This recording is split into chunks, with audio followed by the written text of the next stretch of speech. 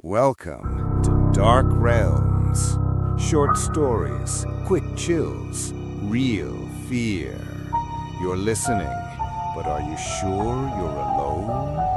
The coffee mug in Eliza's hand felt wrong. Not just different, wrong. The deep crimson glaze, the faint chip on the rim. It had been hers for years, but now the color seemed off, too saturated, too perfect.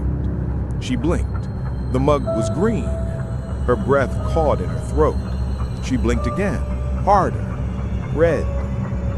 The air in the apartment thickened, pressing against her chest. The heater's low hum stuttered. The light outside shifted. For a fraction of a second, the world itself seemed to flicker. Her hands trembled as she set the mug down, trying to convince herself it was just exhaustion, just a trick of the light. But when she turned toward her bookshelf, the photograph of her and Harper from college had changed. Harper had always been laughing in that picture, her face half turned toward Eliza, the late afternoon sun making her short black hair glow. But now Harper stood alone. Her expression was sharper, thinner, her dark eyes vacant. And where the stack of books had been beside Eliza, there was now only an empty space. A smear of red blurred the corner of the frame. Eliza's stomach churned. She reached out with trembling fingers, tracing the glass as if touching it could restore what was lost. The surface was warm, too warm. Her reflection in the black monitor caught her attention. She turned slowly. Her face stared back, hollow-eyed and pale, but there was something off. The angles of her face were subtly wrong, her eyes a fraction too wide, her lips parted as if mid-whisper, and then her reflection blinked. She hadn't. A sharp knock at the door shattered the silence. She flinched, spinning toward the sound. Her pulse pounded. No one ever came to her apartment, not unannounced. Eliza! Her breath caught. The voice was familiar, cold. She stepped toward the door, her skin prickling. The air smelled different now, thick with something floral, something sickly sweet. Lavender. Eliza! The knock came again, more insistent. Her fingers hovered over the handle. The keyhole was black, an abyss of nothingness. She dared not look through it. She swallowed hard.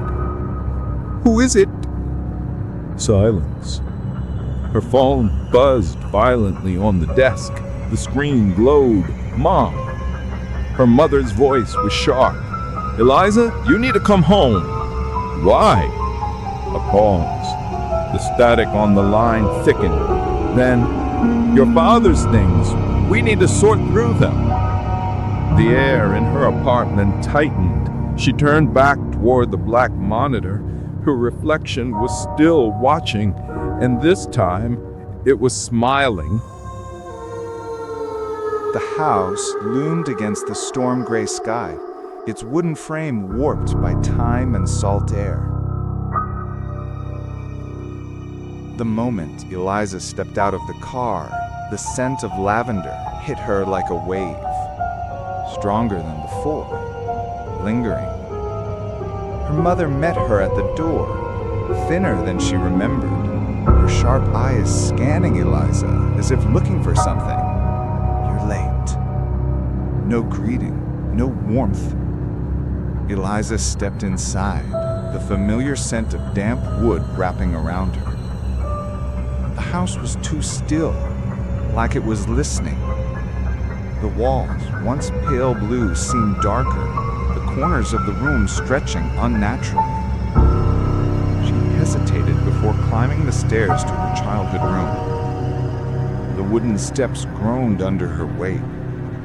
Each creak felt deliberate, purposeful. Her door was closed. It hadn't been before. She pushed it open.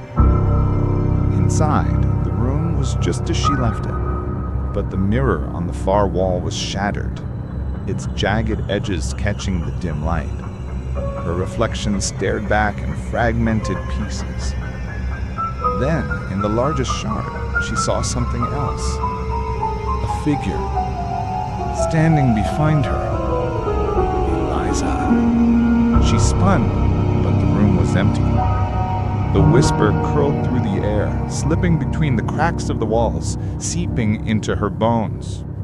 A memory surfaced, fingers slipping from her grasp, a scream lost to the wind, the crash of waves against jagged rock, a presence, always just beyond the edge of her vision. The mirror pulsed, the reflection of the room warped, stretching, shifting. And then her reflection stepped forward. Not the real her, not quite. "Eliza," it whispered again, voice curling into a sickening smile.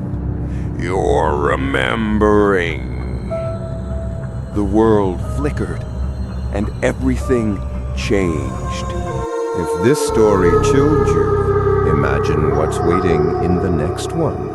Subscribe for more short horror every week.